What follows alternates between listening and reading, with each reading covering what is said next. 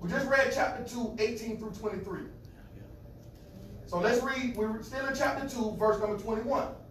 I have not written to you because you do not know the truth, but because you do know it. And because no lie, nothing false, no deception is of the truth. Who is the liar but the one who denies that Jesus the Christ, the Messiah, the Holy One, Yeshua HaMashiach, this is the Antichrist, because he denies him, right? But let's see how he denies him. The enemy and the antagonist of Christ, the one who denies and consistently refuses to acknowledge the Father and the Son. Whoever denies and repudiates the Son does not have the Father. The one who confesses and acknowledges the Son has the Father also. Now, 2 John chapter number 1. Let's look what it says. Starting at verse number 7.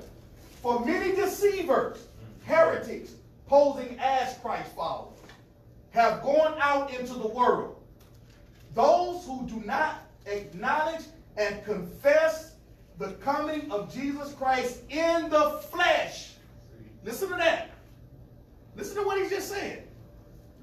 We just read what Gnostics believe. They deny that Yeshua came in the flesh.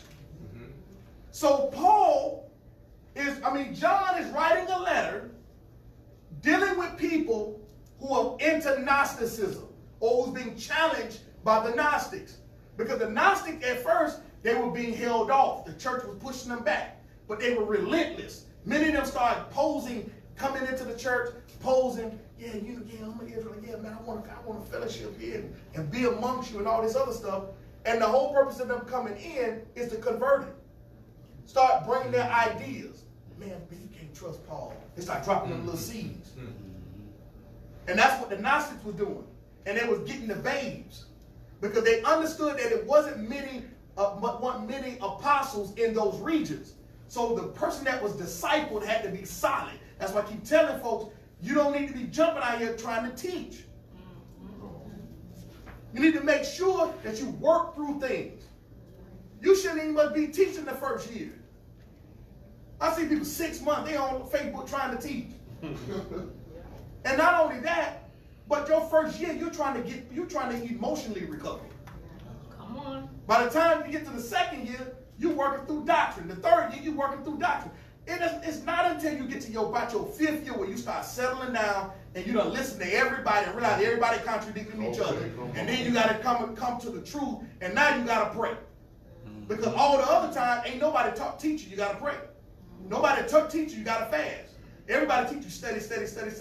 Right. But you can't get revelation of what you're studying without the Ruach. Come on.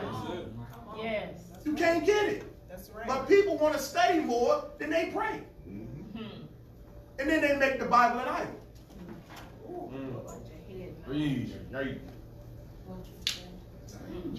Look what it says here.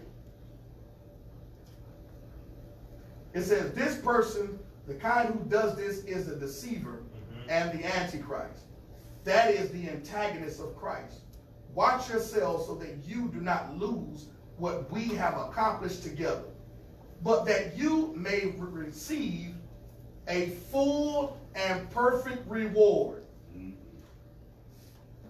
When he grants rewards to the faithful believers. Anyone who runs on ahead and does not remain in the doctrine of Christ, that is one who is not content with what he is taught, does not have God. But the one who continues to remain in the teaching of Christ does have God. He has both the Father and the Son. Verse number 10. If anyone comes to you and does not bring this teaching that Christ came in the flesh, but diminishes or adds to the doctrine of Christ, do not receive or welcome him in your house. And do not give him a greeting or any encouragement. For the one who gives him a greeting, who encourages him or wishes him success unwittingly participates in his evil deeds. This is the reason why when I see them folks, I'm like, nah, you on that Gnosticism, you ain't coming to Boom. I'm not even encouraging that. No, we're not dealing with that. Yeah, for real. Stay where you at. Because at some point in time, we gonna clash. Yeah. So it's best you stay where you at.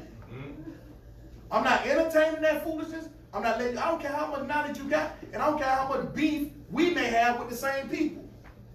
I'm not. You ain't. No, bro. You're not coming here. You're not coming to any of the assemblies. Amen. And brothers like, oh man, we Israel. Man, I'm so past being Israel. I'm so resolved that I'm an Israelite. I don't even talk. We ain't talking about. We're not even talking about that no more. We're trying to get in the ruach, in the spirit. Yeah. We're trying to survive these doctrines and falsehoods. Come on now. Come on. That's within Israel. Yes. Deceiving our sisters and all this other stuff. You need a covering, sister. Let me cover you. I mean, a man who finds a wife finds a good thing. But you want to turn around and run up here and with your fleshly self. Most of us found our spouses. It wasn't like we was running around here looking for them. The Most High worked it out and we found them. And it wasn't on no Christian mingle. Come on. Goodness. It wasn't on no Facebook. Woo! It wasn't on no social media. Come on. True. No, the Most High ordered our steps, Yeah. and we found her. And then we made the move. That's what I'm saying. You find her, you make the move. My wife would have tried to get out on one knee and propose to me. I would have left her there. It don't work like that. It don't work The like woman that. for the day gonna get on her knee and ask me. What kind of foolishness is that, man?